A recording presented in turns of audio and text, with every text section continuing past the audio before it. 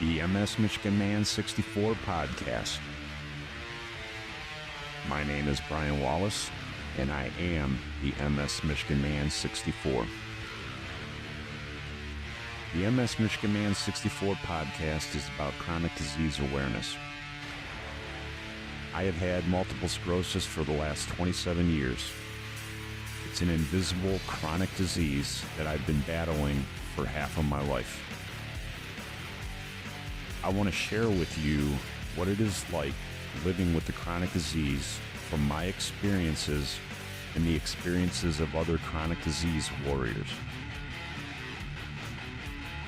We can fight to have a voice to those that want to listen.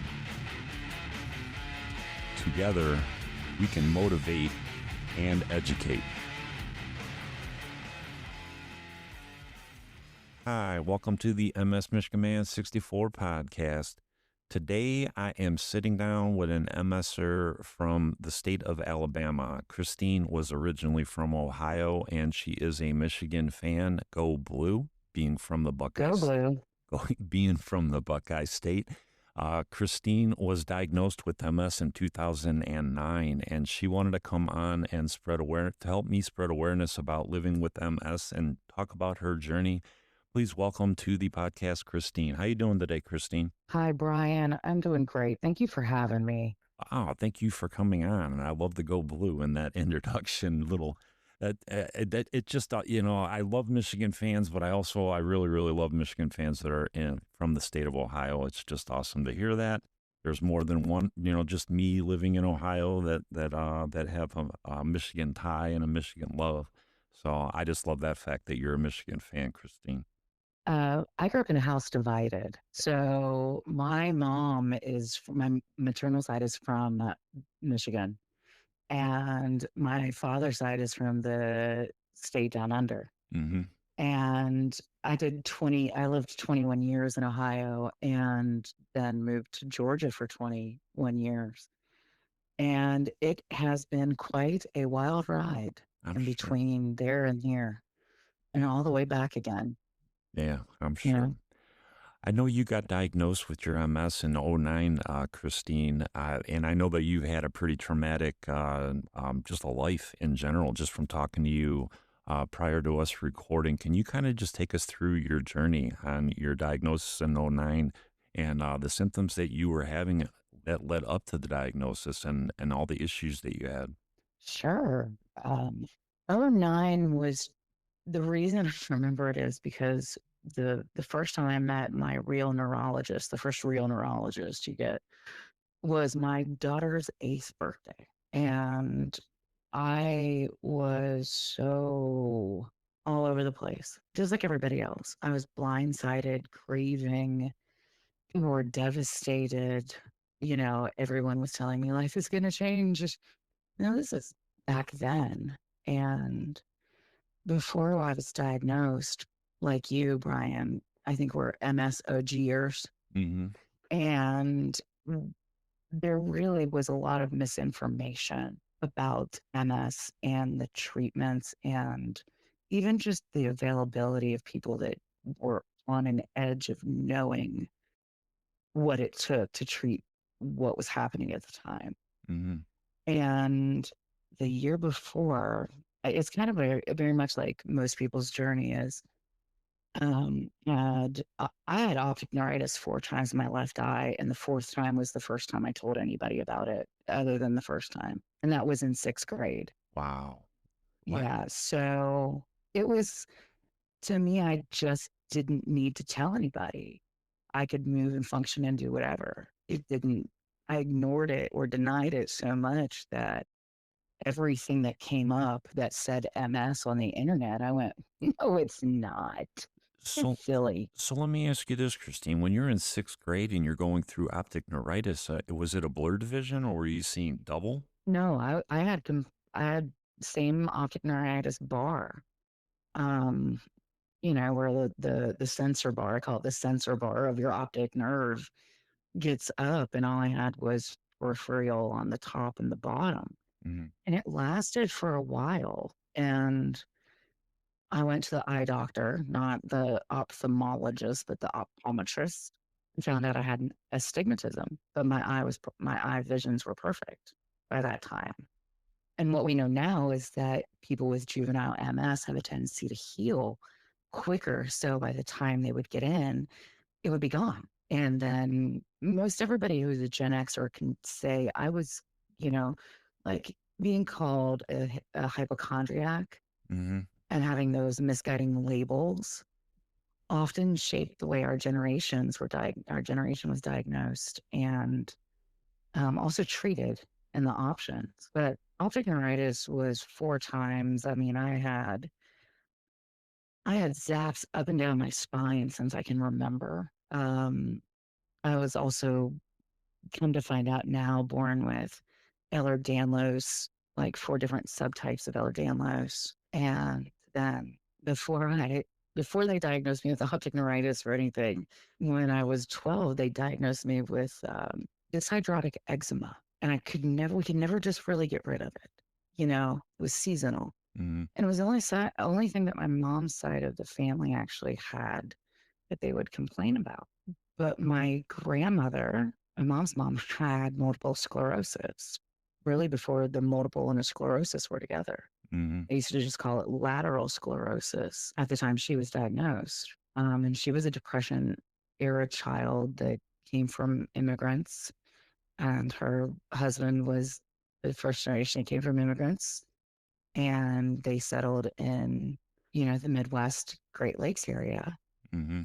during the great immigration waves. And knowing that now and being able to trace that back has been so powerful to all the times that I tried to deny that it wasn't my fault. Right. Going back to all of that, even then in those moments, the diagnosis, which led to a great depression itself and a great confusion, I didn't understand that it wasn't my fault. Right. So That you're was something that I did. so you're going through all this as a child, Christine, and were doctors, did you ever even hear the words multiple sclerosis even mentioned as a juvenile? Because I know that they did not want to diagnose kids. I've talked to a lot of people that were actually told by their parents were told by the doctors, well, it looks like MS, but we're not going to diagnose it because juveniles don't get it. I mean, was anybody telling your mom and dad that? Back in back in 88, 89, growing up in the Midwest, I think most people will tell you that if it cost over $1,000, and your parents didn't have it and they were working class and they were just doing the best they could, and they felt blessed to have a child who really only got strep 1,000 times a year or general kid things. Hmm. I think that the access to health care back then, the stigma of children being that boomer hangover, that you need to pull yourself up by the bootstraps and be perfect, and all of that Hmm. pressure really didn't allow many kids to say, hey, there's something wrong. I think there's something wrong because everything would disappear so fast. And by the time I would say something, they're like, well, that's what you said like so and so ago. And, you never, like, you're acting like it. Not that it was intentional, but that was the attitude of the suck it up and move on. Hmm. Yeah. And I think we all did a lot of self sacrificing with MS in the first generation. It's nothing compared to what other, I'm not going to compare sufferings or, but even the way that it was stigmatized and the way that the data is not collective of entire populations, how would we know? Right. How would we know? And especially in even now, urban versus rural care for MS is very different. Yeah. Yeah. Absolutely. And PD, so I think that with everything they knew and didn't know, looking back at 2020, yeah, that's what was happening. Hmm. However, even growing up as a child or as a young adult or as a teenager, I knew something was wrong, but there was no time for something to be wrong. Mm-hmm. and I had to go do something amazing, and I had no time for it. Yeah. And even if I did, there was no resources for it. So what are you going to do? Right. And I think it took me so long to be diagnosed because of the mental health aspects back then Mm-hmm. of what they would, I think most people that I talk to over the years of a generation, they say, I'm like, did you get diagnosed with being bipolar one first or MS later? And most are like, yeah, there's a lot of depression and MS that we don't talk about and mental health issues, even from childhood. Yeah. Yeah. We weren't discussing things like that. Well, That I can tell you, Christine, that I agree with you 100%. I mean, I grew up in that era too, and my dad passed away when I was 15 years old, and that was a mental, a devastating time of my life, and it went untreated.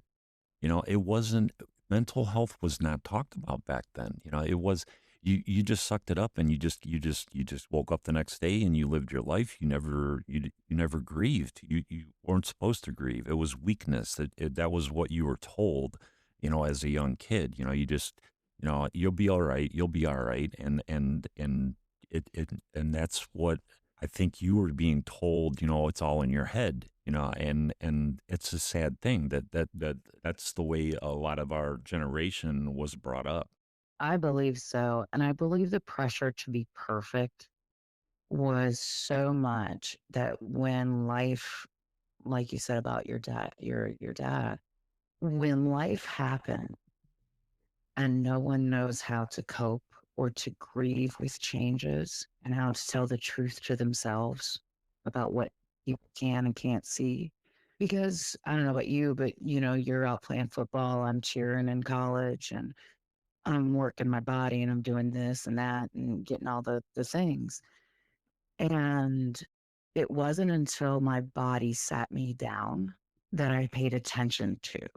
And it was always if, not when. And unfortunately, I didn't really know a time of know when it was always happening. Hmm. Yeah. So I think that it's been very important to look at it from a 48-year-old now perspective and say that was MS and that was life. Hmm. MS caused that, or this caused MS, or we're at a point where we at least know the overlaps. Hmm. And I can see it. I can see why it takes environment inside and outside of a person, genetics, and viruses. Yeah. The data that we have now is unbelievably delicious compared to the book I got, and most people, they don't even get a pamphlet. I think we were back in pamphlet days, Hmm. or a printed out booklet, the copier booklets that Mm. you could barely read when that one word was there. Right. Um, I was, I got for all of us multiple sclerosis for dummies. Yeah. That's literally how I taught myself and my family about what MS is. Yeah. And then before that, I had got bipolar for dummies because I was like, well, that's got to be true because I feel this way. Well, I didn't know there was something that was making it do what it was doing. Hmm. And the only perspective I had in my head was the story I was telling myself, and that I needed to go whatever to be worthy and have value in society and not lose. And while gaining an identity, how do you gain an identity while you're a child? Right. And Right. you have to hide. You really hide the pains. That's why I started getting into trauma work and PTSD work because my body was telling me where it was hurting and what it was doing and why. Yeah. And it wasn't until I started telling myself the truth, and being alive again, that with the depression and with everything else that came with it, because I had postpartum depression and psychosis after my daughter was born. Yeah. And yeah, and that was right around the time of your diagnosis too, right? it was 7 years before my diagnosis, but I had a very complicated epidural. And instead of a horizontal scar where most people have, I have a vertical scar. So they had actually cut through some layers that really never formed. And every time you think about, and you and I've talked about this, I think with sports and head injuries and spines, that every time that your spinal column is punctured, it leaves a hole there. That's why I had a hole from the lumbar puncture. I had the migraine Hmm. and did the blood patch, and instantly it was gone. Well, I was so juiced and jacked up from double runs of epidurals, I couldn't walk for 3 days. Wow. And yeah, trying to have a baby, and it delayed my body into so much that it felt like I couldn't win from the inside or the out. So let me ask you this. Something was on fire. So let me ask you this, Christine. When you're going through that epidural and your legs aren't working and all that, how much do you think that could have been the MS that wasn't diagnosed yet? I think it, I think all of that is completely possible. I think multiple truths can exist at the same time. Hmm. And I believe that when they punctured, this is, when we talk about spinal punctures, that because of some other pre-existing conditions, whatever did that was a vacuum. And if I was sick at the time, which with MS, most women or people of childbearing, they will say it's been great, it's fantastic. Mine was not. Hmm. Mine was not. I had weird. It just wasn't it wasn't something I felt like doing again either. Let's put it that way. Okay. The complications were so bad that we also didn't know that at that point I had tons of reproductive issues going on, and that the sclerosis had started in my spine. Probably because of all the damage and all the times it had been hurt before or weakened. Hmm. I think it was just a permeable vacuum, and it made it flow right into my brain. And then it flowed into everywhere else and was just like, hey, let's have a party. Yeah. Okay, fine.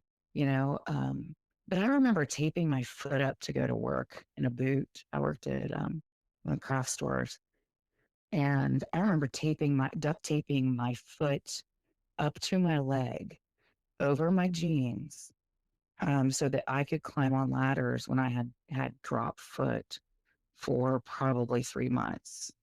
I can remember the time where I would have tremors all the way down, or all of a sudden I'd wake up and nothing was there, or the skin crawling, or the nerve itches. Hmm.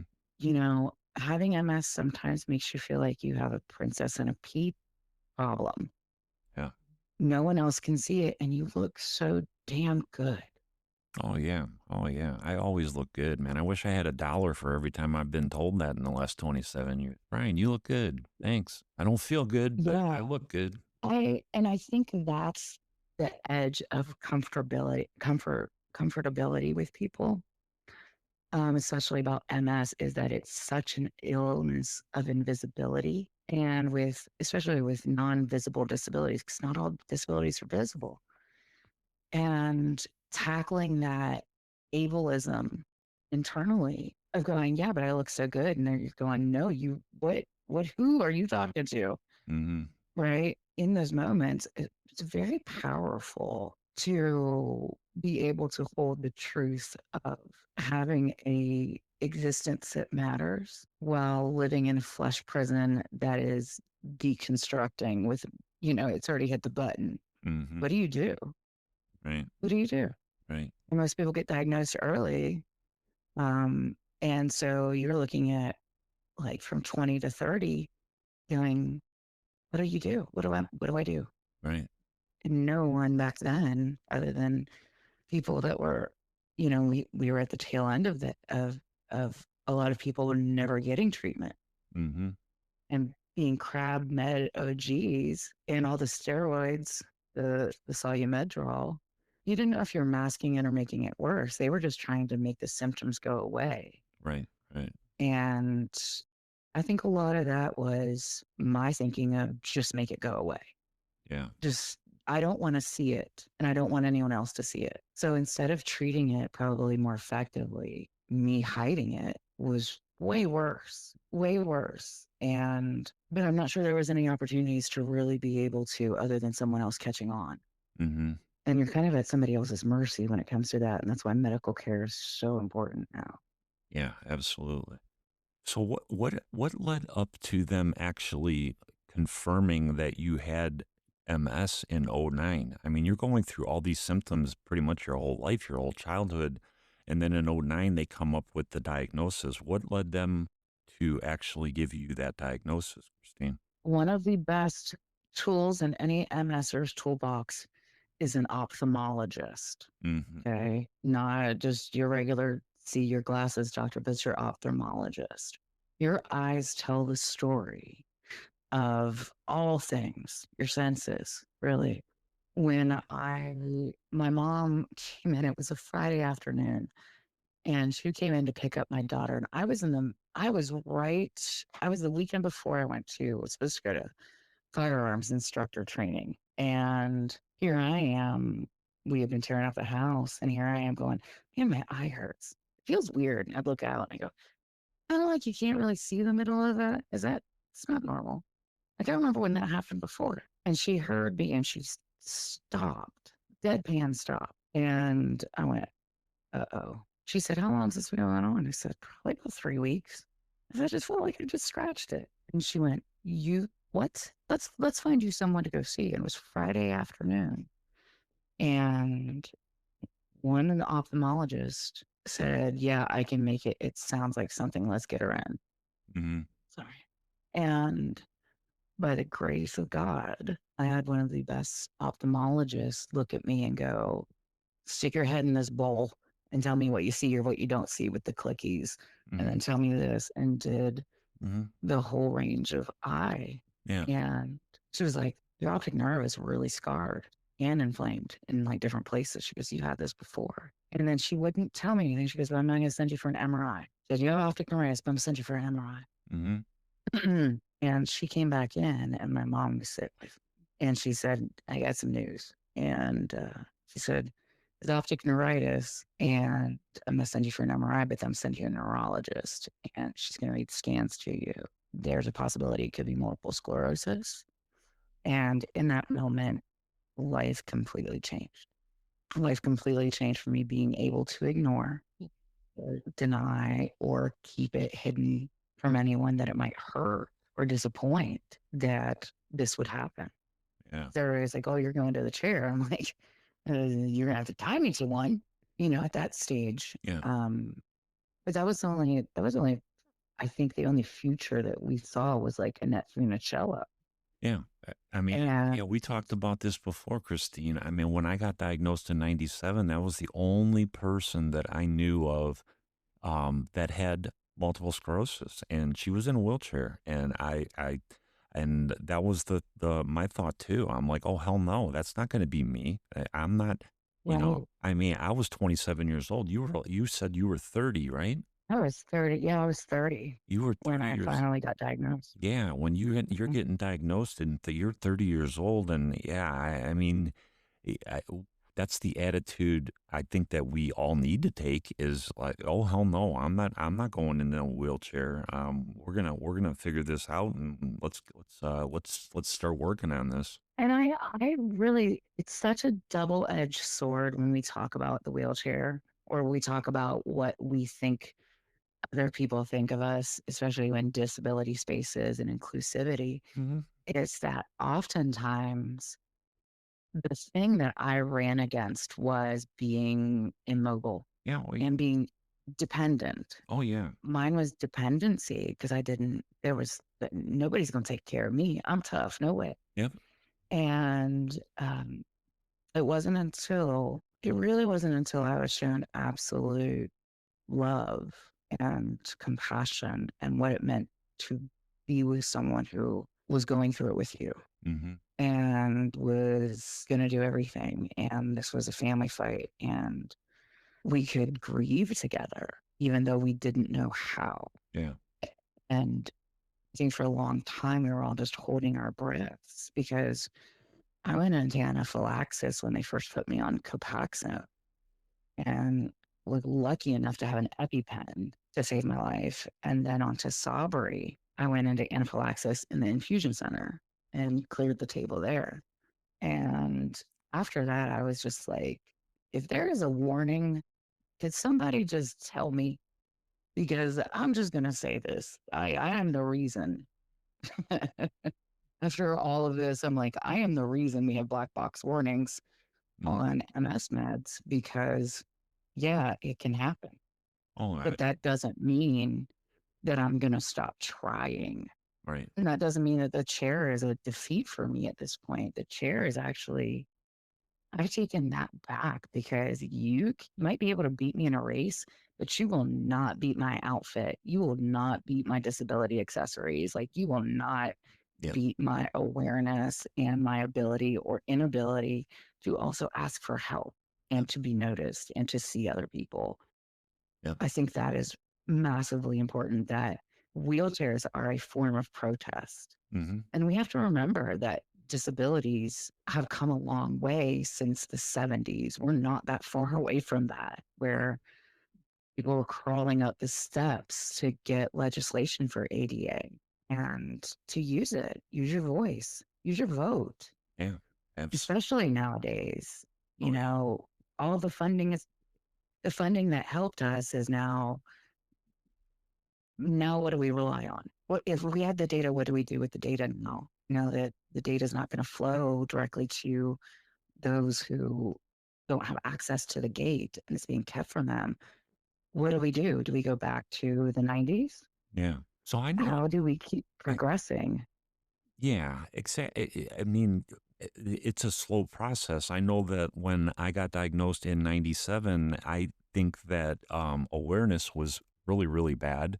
Nobody talked about this disease, and I think it's better today. I don't think it's where it needs to be. I still think that there's a lot of stigmas with having any chronic disease. It doesn't even have to be MS. It could be POTS, anything that's invisible.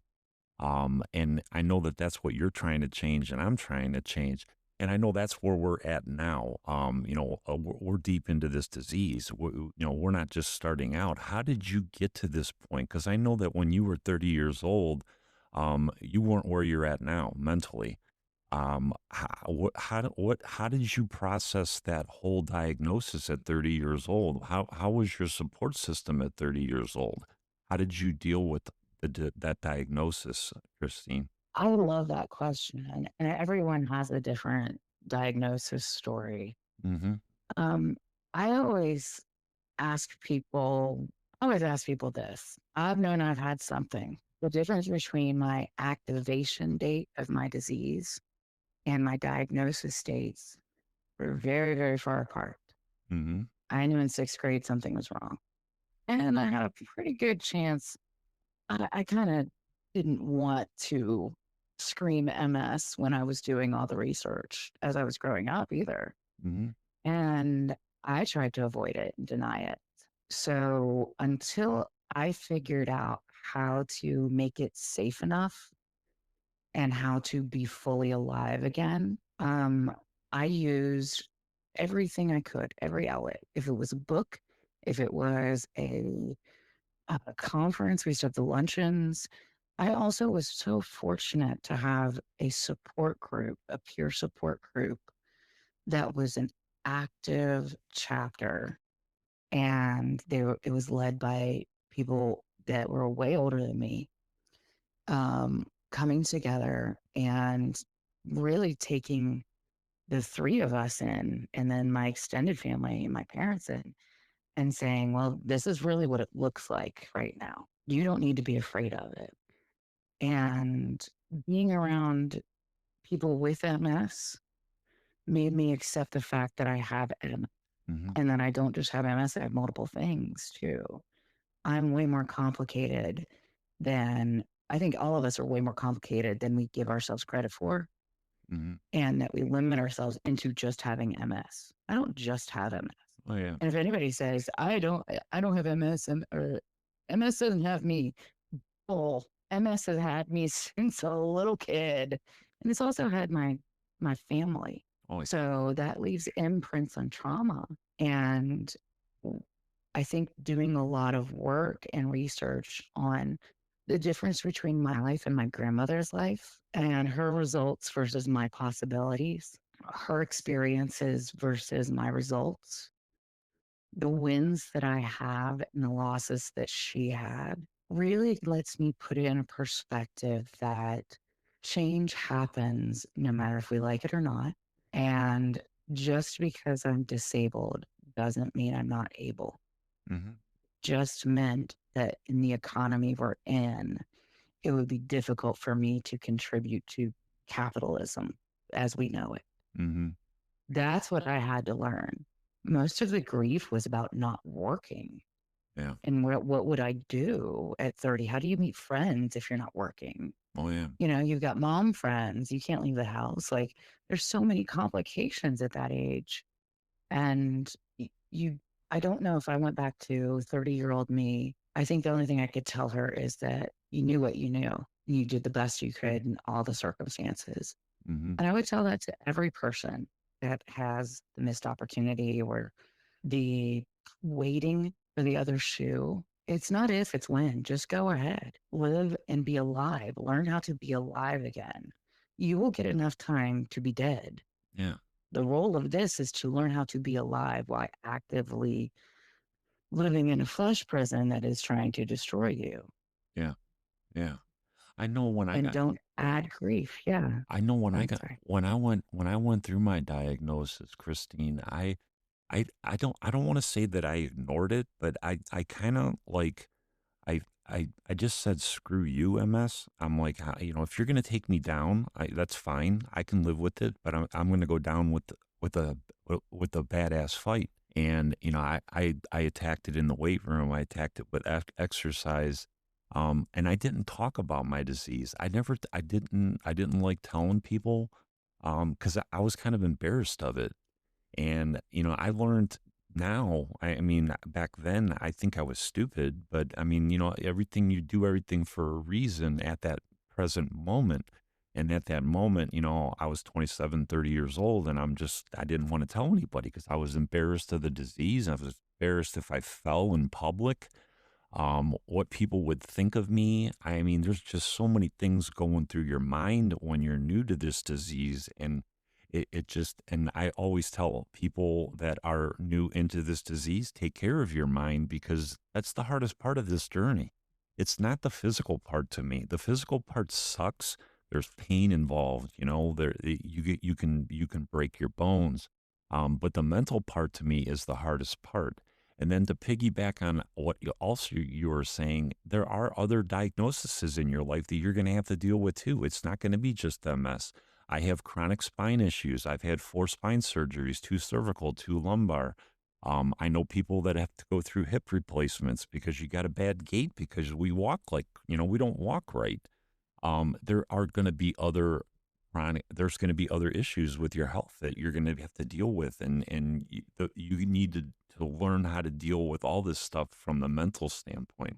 I totally agree. And I think learning how to deal with disease is doing a lot of grief work and a lot of trauma work because your body will not stay inflamed against itself if it can heal itself. hmm And your job along the way is to get out of your own way. Get out of your own way. Get out of your head. Look at it for a marathon, not a sprint.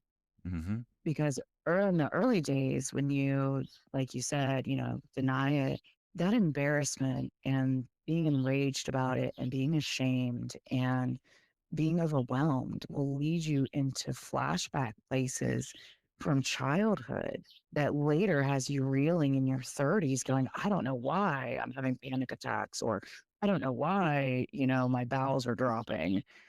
It all goes back to knowing what the body does and the impact of it. When I was empowered to learn about my body as a physical being and all of the systems that overlap, not just my central nervous system, and what turned things on and turned things off, and how it played into this and that, that's where my empowerment came from because it was not my fault.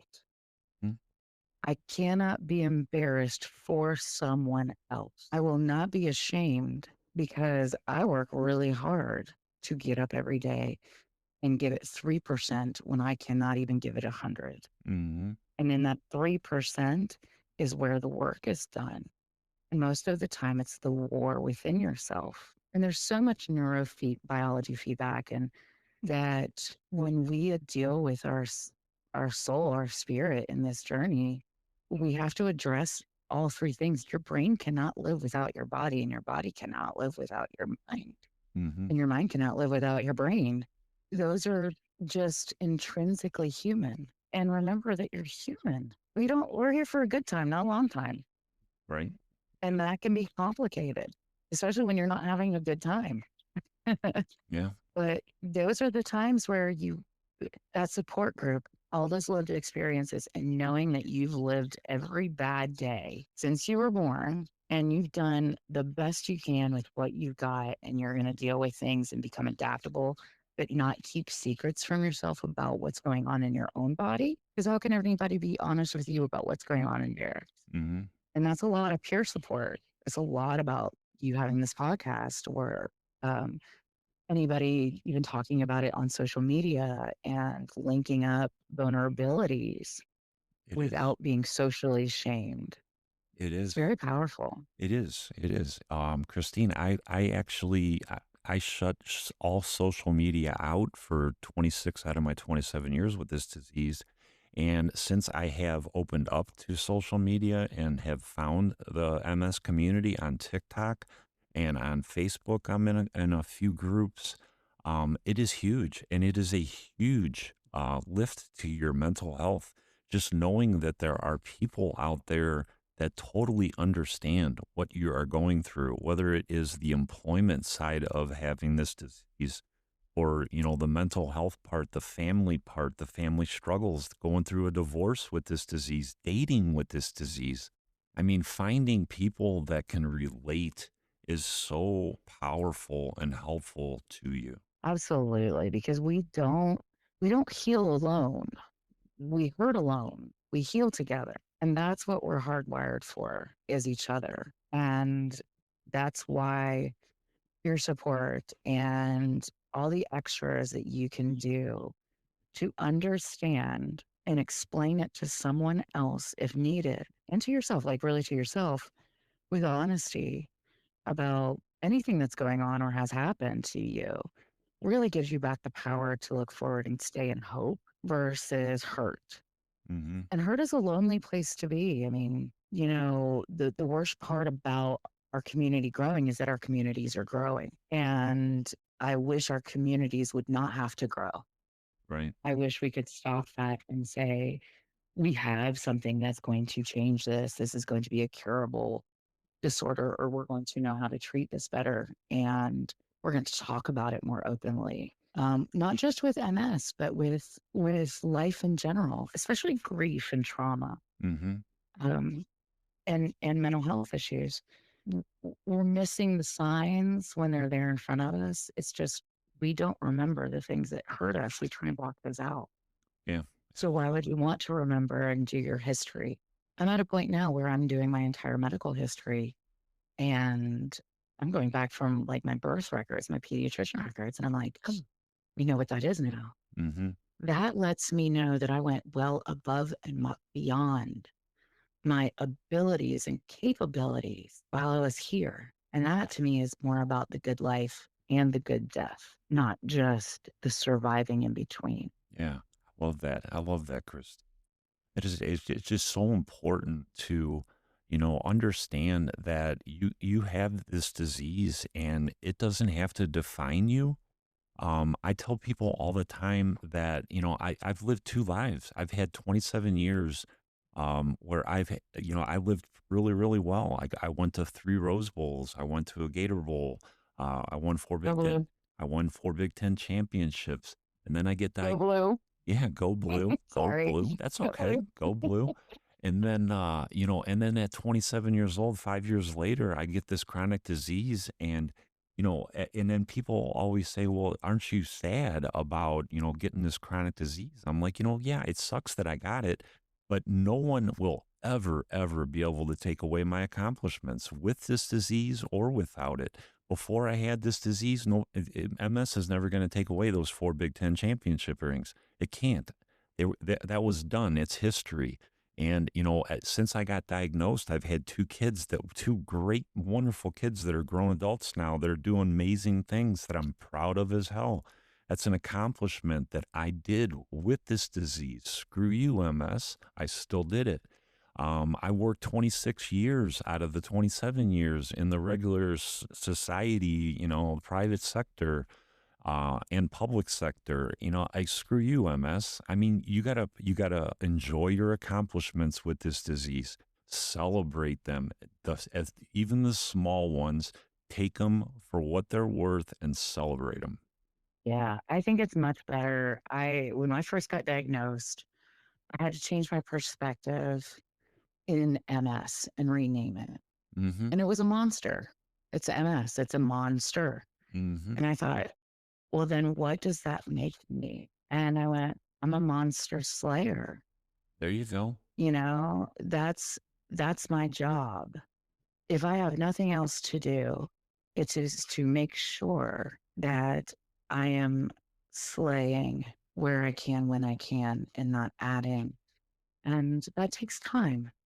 Everyone has different pressures and different lives and different traumas, but there's space for it all. And when we talk about these wonderful accomplishments, we also often have to remember that life happens. Life happens quickly. And I could plan tomorrow for my next MRI. And as a widow and a young widow, I know that things can change quickly. And doing that and being a parent and all of life in between is extremely fearful when you don't know what is going to show up in the next 10 minutes. Hmm.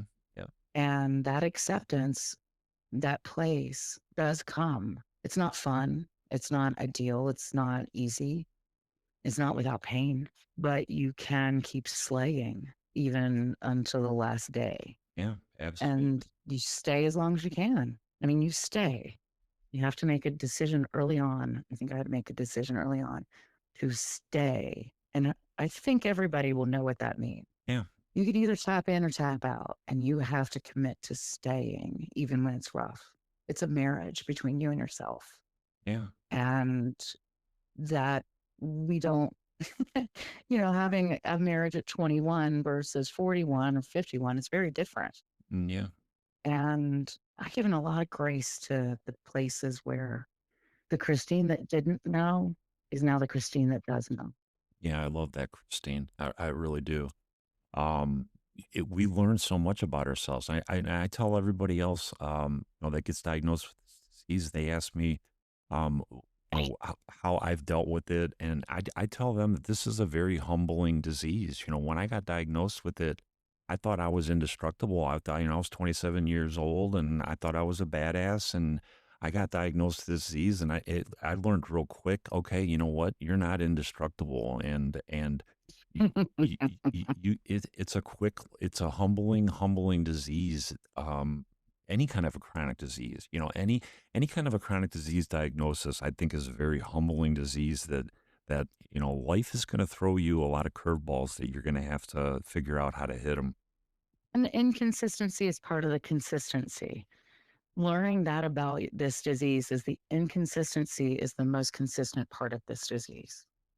And that you know what you know. And it's okay to ask. It's okay to lean in. It's okay to be called out and called in of the communities.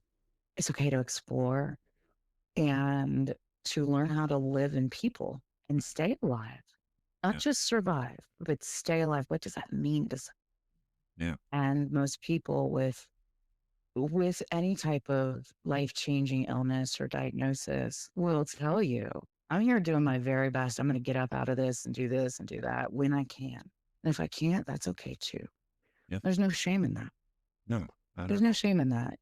Yeah, that value and worth are not dependent on work. Um, it is dependent on you just being the best you can be Yes. and not causing other people grief along the way. Yeah. Abs And if you can do that, I mean, I'm 47. I've survived cancer and all kinds of stuff. And the cancer came and went. And I always look at people and I say, what's the worst thing you're going to tell me, that I have MS? Yeah, exactly. Right? That doesn't, the other stuff that doesn't make me nervous. Mhm. Not as scared as I was when I was told, but now I'm like, okay, what are you going to tell me? Yeah. I can handle it. I mean, yeah, nothing that you can tell me is going to throw that much of a shock to me. Whenever I go into a doctor now at 55 years old, Right. I just nothing, okay, I whatever. Tell me whatever it is, I'll deal with it. It's not MS, I know that. That's what I really believe, that it's a great time for us to figure out what is MS and what is the overlaps. And that's why it's so different for everyone. And take in the diversity of multiple sclerosis and the populations, and what are we doing right? What are we doing wrong? Mhm. What can we learn from the 20 years before we had it versus the 40 years that, oh gosh, I'm dating myself, but the 20 some years that I've had it. Yeah.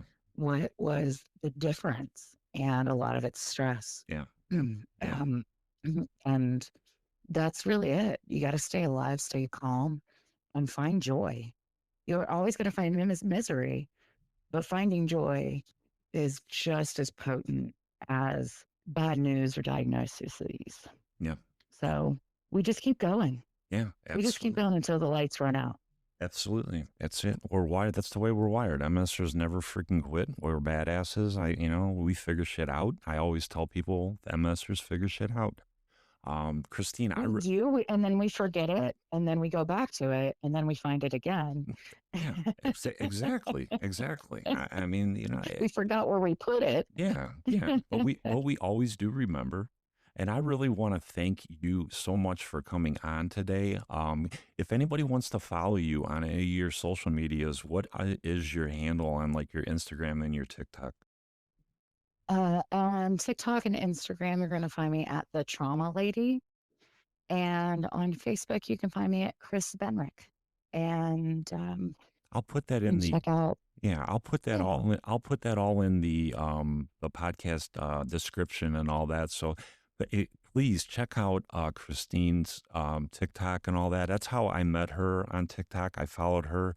I've loved her attitude with dealing with this MS and dealing with other traumatic experiences that she's had in her life. I mean, she's just an amazing person to talk to. Christine, I will have you on multiple times. I mean, I love talking to you. Our conversations are just amazing.